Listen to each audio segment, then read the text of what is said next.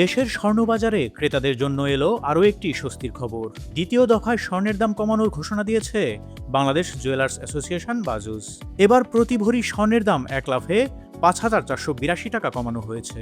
শনিবার সকাল ১০টা থেকেই কার্যকর হয়েছে নতুন দাম। সে অনুযায়ী দেশের বাজারে প্রতি ভরি ২২ ক্যারেটের স্বর্ণের দাম পড়বে ২,২৯,৩৭৩ টাকা। এছাড়া ২১ ক্যারেটের প্রতি ভরি ২,১৮,৯৩৩ টাকা, ১৮ ক্যারেটের প্রতি ভরি ১,৮৭,৬৭৪ টাকা এবং সনাতন পদ্ধতির প্রতি ভরি স্বর্ণের দাম পড়বে ১,৫২,৮৫৭ টাকা। দেশের বাজারে স্বর্ণের পাশাপাশি কমেছে রূপার দামও।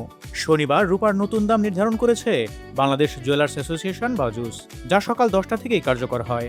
এবার ২২ ক্যারেটের এক ভরি রূপার দাম নির্ধারণ করা হয়েছে ৫,২৪৯ টাকা। এছাড়া ২১ ক্যারেটের প্রতি ভরি রূপা ৪,৯৫৭ টাকা, ১৮ ক্যারেটের প্রতি ভরি ৪,২৫৭ টাকা এবং সনাতন পদ্ধতির প্রতি ভরি রূপার দাম ৩,২০৮ টাকা নির্ধারণ করা হয়েছে।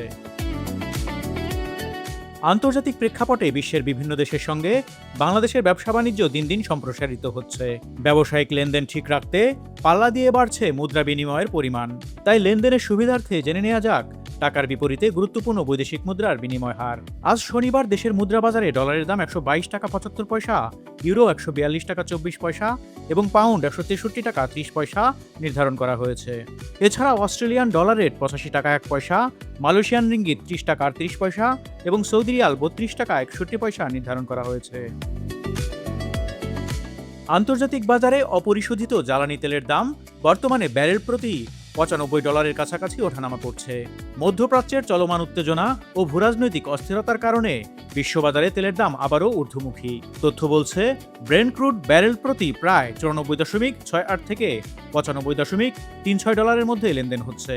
এছাড়া WTI ক্রুড ব্যারেল প্রতি মূল্য প্রায় $৯১.৬০। এদিকে সম্প্রতি দেশে পেট্রোল ও অকটেনের মতো জ্বালানির দাম কিছুটা বাড়ানো হয়েছে। সে অনুযায়ী আজ শনিবার দেশের বাজারে প্রতি লিটার ডিজেল ১১৫ টাকা, অকটেন ১৪৫ টাকা, পেট্রোল ১৪০ টাকা এবং কেরোসিন ১৩৫ টাকায় বিক্রি হচ্ছে।